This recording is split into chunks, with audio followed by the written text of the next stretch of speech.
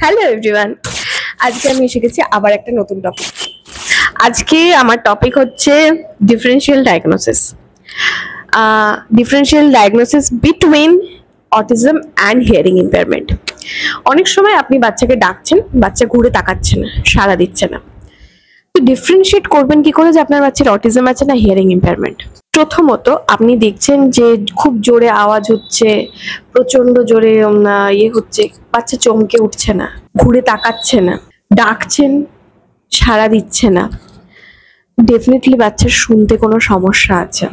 Hearing test important. অথচ আপনি দেখছেন যে জোরে আওয়াজ হলে আমার বাচ্চা তাকাচ্ছে, তার ইন্টারেস্টের কথা যদি আমি বলি, ধরুন বাচ্চা চকলেট খেতে পছন্দ করে, আমি বললাম চকলেটটা এখানে রাখা আছে, তখন সে শুনতে পাচ্ছে। কিন্তু যখন সে খেলায় মগ্ন হয়ে আছে তখন আমি ডাকছি, সাড়া দিচ্ছে না, ডেফিনেটলি বিহেভিয়ারাল প্রবলেম বা অটিজম সেটা থেকে হতে পারে। তো এটার জন্য ফার্স্ট আপনি বাড়িতে এই জিনিসগুলো নোটিস করতে পারেন যে আমার বাচ্চা জোরে আওয়াজে ঘুরে তাকাচ্ছে না, নাকি শুধু আমার ডাকাটা ইগনোর করছে। সেটা থেকে আপনি একটা ডিফারেন্সিয়াল করার আইডিয়া পাবেন। কিন্তু এর পরের স্টেপ হচ্ছে আপনার ক্লিনিক্যাল অ্যাসেসমেন্ট। ক্লিনিক্যাল অ্যাসেসমেন্টের জন্য আপনাকে যেটা করতে হবে, আপনার বাচ্চা যদি 5 বছরের থেকে ছোট বাচ্চা হয়, তাকে ঘুম পাড়িয়ে একটা টেস্ট আমরা করে থাকি, সেই টেস্টটার নাম বেরা। বাচ্চাকে ঘুম পাড়িয়ে সেই টেস্টটা করা হয়, কানের টেস্ট, যে তার হিয়ারিং ঠিকঠাক আছে কিনা।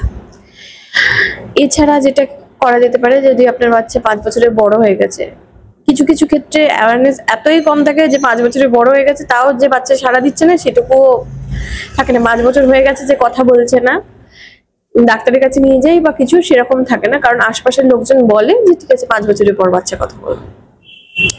মুশকিলের ব্যাপারে হচ্ছে এটাই, যদিও খুবই ডিসঅ্যাপয়েন্টিং ব্যাপারটা, কিন্তু তবুও 5 বছর যদি বড় হয় সেক্ষেত্রে আমরা করে থাকি পিওটন অডিওমেট্রি। সেই দুটো টেস্ট করা হয়, তাতে বোঝা যায় যে আপনার বাচ্চা শুনতে পাচ্ছে কিনা। এবার আপনি কনফার্ম হয়ে গেলেন আপনার বাচ্চা শুনতে পাচ্ছে, কিন্তু তবুও ডাকলে তাকাচ্ছে না, নিজের জগতে ঢুকে আছে, তখন আমরা করি সাইকোলজিক্যাল অ্যাসেসমেন্ট, যে আপনার বাচ্চার আইকিউ লেভেল কতটা আছে, বুদ্ধি ঠিকঠাক আছে তো, কিংবা আপনার বাচ্চার অটিজম নামক প্রবলেমটা নেই তো, তার জন্য অটিজম চেকলিস্ট হয়, সেটাও আমরা করে দেখি।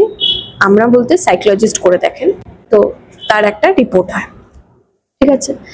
এরপর সাইকোলজিক্যাল অ্যাসেসমেন্ট হলো আপনার, হিয়ারিং অ্যাসেসমেন্ট হলো আপনার, তারপর হয় ল্যাঙ্গুয়েজ অ্যাসেসমেন্ট, যে 5 বছর হয়ে গেছে আপনার বাচ্চা কথা বলছে না এবং ডাকলে সাড়াও দিচ্ছে না, তাহলে আপনার বাচ্চার ল্যাঙ্গুয়েজ কতটা এজে আছে, মানে আপনার বাচ্চা কথা কতটা বুঝছে আর আপনার বাচ্চা কথা কতটা বলছে, তার এজ কত। ধরুন একটা বাচ্চার বয়স 5 বছর হয়ে গেছে, কিন্তু যে কথা বুঝছে সেটা এখনো 3 বছর, আর কথা বলছে সেটা এখনো 1 বছরে আছে, এরকম হতেই পারে। তো ডেফিনেটলি তারপর যে প্রসেসটা থাকে সেটা থেরাপি।